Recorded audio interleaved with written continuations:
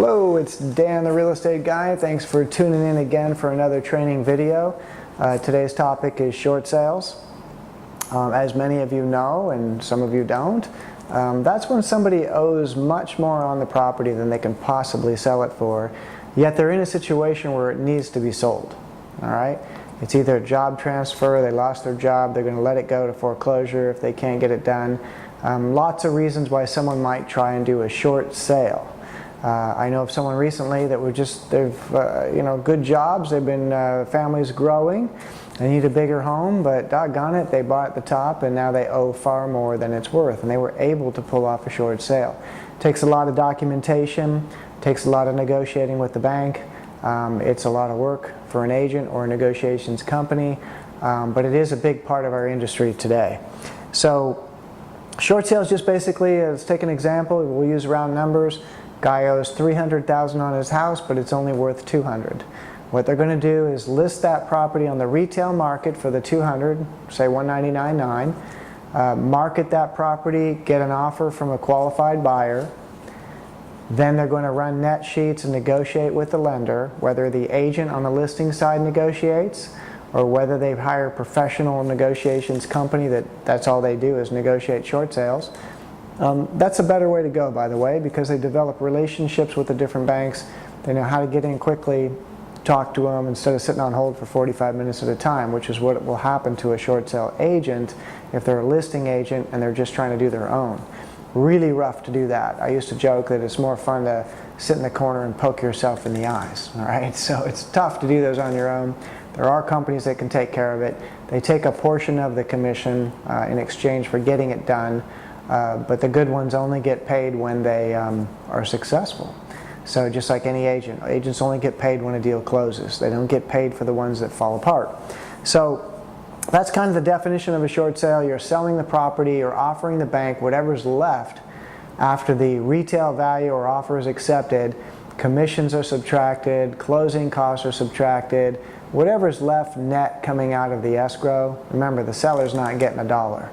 The seller is going to have to jump through a lot of hoops. They're going to have to provide a lot of financial statements and tax returns and reasons and explanations and letters and hardship letters, and all kinds of things have to happen for that thing to get approved, and that's probably why so few get approved.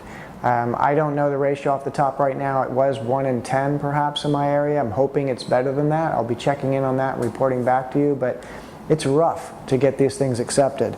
What does that mean to you as an investor?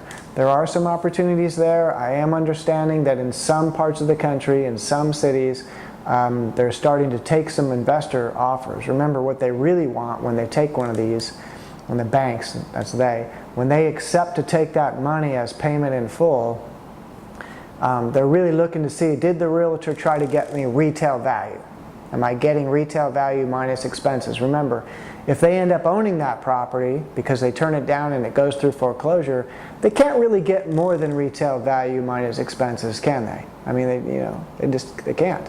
So they're going to take a hard look. They'd like to see that the agent started at the retail value, not lower. 2 of the properties I purchased in the last year or so at the courthouse steps at trustee sales were listed short sale, and in fact everybody thought that they had an approved deal and they were going to get it closed. But really it was just a miscommunication with the realtors, with the banks, with everybody, that they weren't going to take their money, that they chose to take my money at a trustee sale versus the buyer's money minus all the expenses. And the reason on those 2 that fell apart for those agents and that it went to sale was that they both listed the properties a good $40,000 to $50,000 below retail. A good trained agent knows that doesn't work. These agents obviously didn't understand short sales. They thought they could list it low, get an offer, and start negotiating with the bank. No, it isn't going to work. The bank wants to see that you tried to get them retail value as an agent. You listed it at retail. You waited a certain amount of time. You didn't lower the price right away. You document how many showings you had and the fact that you didn't get any offers. And then you lowered the price. And then you did whatever it took, but you eventually got them an offer. Now you're presenting that to them as the best possible scenario for them. And then they get to decide, am I taking that or am I not taking that? There's a lot of guessing going on in the industry as to what it really means to these lenders when they take a short sale and report the loss a certain way on those versus taking someone's cash at the courthouse steps like they did with me a couple times, versus putting a high bid on it at the courthouse steps, taking it back and listing it REO. Those are three distinct different situations. Probably they're reported in the accounting area differently. Maybe they qualify or don't qualify differently under these bailout programs. We don't really know because that's not going to all be disclosed to us. But all of them have different ramifications to a lender. So when someone says, well, I can't believe the lender didn't take that, well, we don't know everything that's going through that lender's mind on the decision either, do we? We just don't. But back to how this relates to you, is there opportunity to you to buy under market in some areas, some states, some cities? Yes. The only way to tell is to go out and dig in that area of the market, find out what percentage of your active listings are listed short sale. That's going to make a difference probably on who's going to get accepted. You're going to find out which lenders are accepting them. Probably not all of them are, but a few might be more active in this area than others. Be nice to know what that is. All right, so speaking of numbers, I did pull up my multiple listing. Remember, if you're not an agent, you don't have access to that. You probably do have access to a public part of that multiple listing service, or you have access to realtors. By now you're starting to develop some relationships. They know you're planning on making real estate a big part of your life, and they're hoping to be multiple transactions with you over time, both on the buying side and perhaps the listing side as well. You need to work those things out. But in my marketplace right now, there's 8,243 properties listed in the MLS. Those are residential properties. Of the 8,243, 4,530, a full 55% of them, are listed as short sales. So if you're the guy out there looking to do 2 or 3 strong transactions per year to provide more income for your family, do you think out of 4,530 you can find a couple good deals? It seems very, very likely. They do close them low once in a while. You're just going to have to figure it out in your area, whether that's a possibility, what the numbers are. It's a numbers game. You might have to have lots of offers out there, and we'll talk about that. But 55% of our market right now is listed as REO. That wasn't like that just a few years ago. A few years ago, the REOs, which we're going to talk about in another video, were a bigger percentage of the market than the short sales. Now it's flip-flopped, and the short sales are a bigger part of that inventory.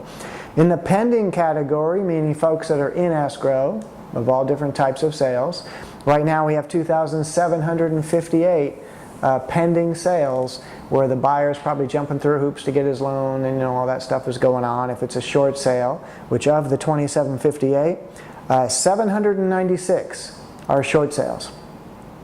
They're negotiating, the buyer's trying to get his loan, that's all fine, but even when they get approved for the loan, you still need short sale approval on the other end. It can take months. It shouldn't, but it does. It takes a long time. But 796 represents 29% of the pending sales. These things can take 2, 3, 4, 5, 6 months. I've heard of many cases where they finally get approved and the buyer lost patience a few months ago and left. The negotiators will continue to negotiate to get that accepted because now they can relist the property in multiple listing active, and they can say they have an approved short sale. You just got to plug in a new buyer. The buyer left. Just didn't want to wait any longer. Maybe they found a better transaction. Likely they found a transaction that was deliverable, like my transactions. When I list my properties, we put right in multiple listing, not a short sale. I used to put not a frustrating short sale, not a REO. I used to put not a junky REO because it used to be all junk. Okay, now the banks are fixing some of those up. But anyways, that's kind of the numbers. You look at the closed area, which is kind of interesting. In the last 30 days in my county, there were 1,626 closings of all types. And of those, 457, or 28%, were short sale closings. Probably in escrow a long time, but they did get them closed. Some of those perhaps were closed low enough for an investor to buy it, do the preparation for the retail market, list it, and earn himself a fair wage or fair market or fair profit on that property, providing a service to the marketplace. That's what we do, remember? All right, so a little bit more detail on short sales. One of the things that always bothered me about short sales is that there's a short sale addendum which appears to have been put together too much by the banks and not enough by real estate folks that really kind of replaces the buyer because remember, the buyer's upside down, doesn't have any equity, not going to get any money out of escrow. So essentially, once these things are in escrow and they're moving along, the seller really becomes the lender. And I can understand that part. The part that doesn't make sense to me and that I try to remove if I make an offer is paragraph E. In your area, if it's a different addendum, you can look to see what this is. But it gives the lender the right to accept another offer during this process. So you're sitting there trying to plan for your future, you've got an accepted contract, you're now looking to get approval, it's been 3 months, and some guy waltzes into town on a job transfer, falls in love with that house, and makes a better offer because he's having a hard time finding a house, makes a better offer than yours, and perhaps takes that property away from you. All right, so I always try to remove that paragraph from the contract. I'm not interested in being in an escrow where a seller can just take another offer last second after I've been sitting around waiting. Not going to happen with me. Maybe some of you will be more patient, but I don't do those. All right, so if they will not agree to remove their right to take somebody else's offer, I mean, it's bad enough that they're slow to make a decision, but I don't need them to be slow to make a decision and then have someone come in and take that transaction away. I'd rather just go buy somewhere else. All right, so look into that in your area, the short sale addendum, replacing the seller with the lender as seller. And look to see if they have that right, and let's take that away from them, or let's don't do those. All right. Timing, like I said, very slow, hard to plan when you don't know when you're going to close. All right.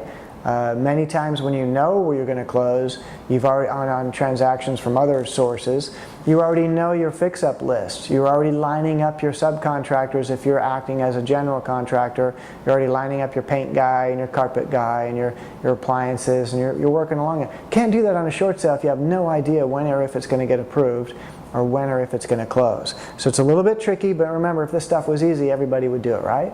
Okay, so we're just going to give you some techniques, let you know what the roadblocks might be and some ways around those.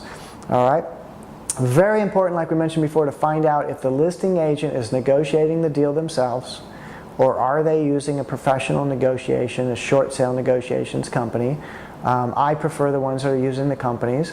If an agent's doing it themselves, don't be too alarmed. Just ask them, how many have you closed in the last 90 days? Can you give me the addresses? That's something I can check in the county record, so can you. It's something I can check in the multiple listing, you might be able to as well. Maybe you can ask them to provide that.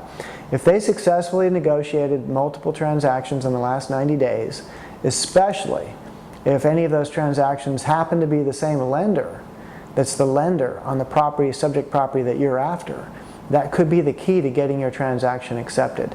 That agent, even though they've only closed 2 with that bank, let's say, maybe they made a contact, maybe they built a relationship over the phone. Remember, they spent hours on the phone.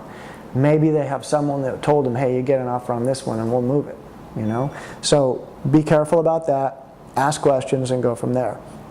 The good news is on these projects, you can see them inside normally. You can, estimate your fix-up cost. You can really get your act together that way. It's not like some of the other transactions where you almost have to buy them without seeing them. All right. You can develop a source for short sales. You get a successful transaction with an agent. You stay with that agent a bit. Find out if they can deliver you more product. Remember, some of you, your goal is 1 a quarter, 4 per year. To earn more than you earn on your current job, maybe to earn more than both you and your spouse make on your jobs. Maybe your goal is bigger than that. You're going to develop sources, multiple sources of folks that could call you with a transaction and deliver one of these houses, close the escrow so that you can go about doing your job. Remember, you're buying a job. I like to refer to it as buying a job or buying a paycheck. You got to work for it. You got to earn it. You got to know your numbers cold. All right.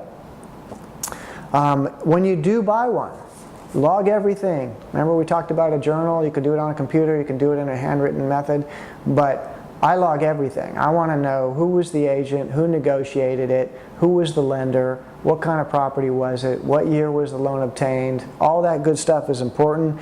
Anything that seemed particularly important to that seller when you were doing your transaction. Maybe they like the fact that you closed on time. Maybe they like the fact that you were paying cash. Maybe they like the fact that you removed all your inspection contingencies very quickly, maybe even before you made the offer. If you got to see it inside and you were happy with the property, you didn't need any more inspections, that's one technique of getting an offer accepted. All right, it is a numbers game. It's to your advantage. Remember, we told you to be open and honest with people, but it's probably not to your advantage to have one agent doing this for you unless they're always delivering product. It might be to your advantage to hit your goals, to develop multiple sources, maybe 2, 3, 4, 5 good agents that are moving short sales that could deliver you a transaction from time to time. If they each gave you 1 and you had 5 and your goal was 5 per year, you're already there. All right? And it'll be easy for you to increase your volume, and you're going to run with the ones that perform the best. That's what I love about competition. Hey, if you let them all know that they're just 1 of 5, some of them don't want to work with you, fine. You know, they want you to be loyal, fine. It's never to your advantage to work with one person unless they're delivering you enough to make your goal. All right? By letting them know they're going to work, the good ones are going to work harder for you. They want to be the star. They want to provide 3 out of those 5, let's say, because eventually maybe they can do them all. And that's good. That's competition. So get out there and do your homework. You know, you need to get out there and talk to short sale agents, find the ones that are closing deals, ask them what the key to getting these things done are, ask them who's negotiating them, or which lenders are doing the most of them, and let them know you're ready to go. You've raised your funds, you want to do transactions, you can even give them your parameters, you know, a percentage of market value that works for you. It might be 72% of market if it's a heavy fixer. It might be a little more if it's not. Actually, a heavy fixer might be in the 65 category, 65% of market. But you can play with your numbers and you can figure out what works for you, what makes you your minimum profit objective per transaction, and see if you can make short sales one of the methods that helps you achieve your goals. Looking forward to the next one. Again, thanks for being a member. Dig in there, do your homework. This stuff pays off. If you do the work, it will work. Thanks again.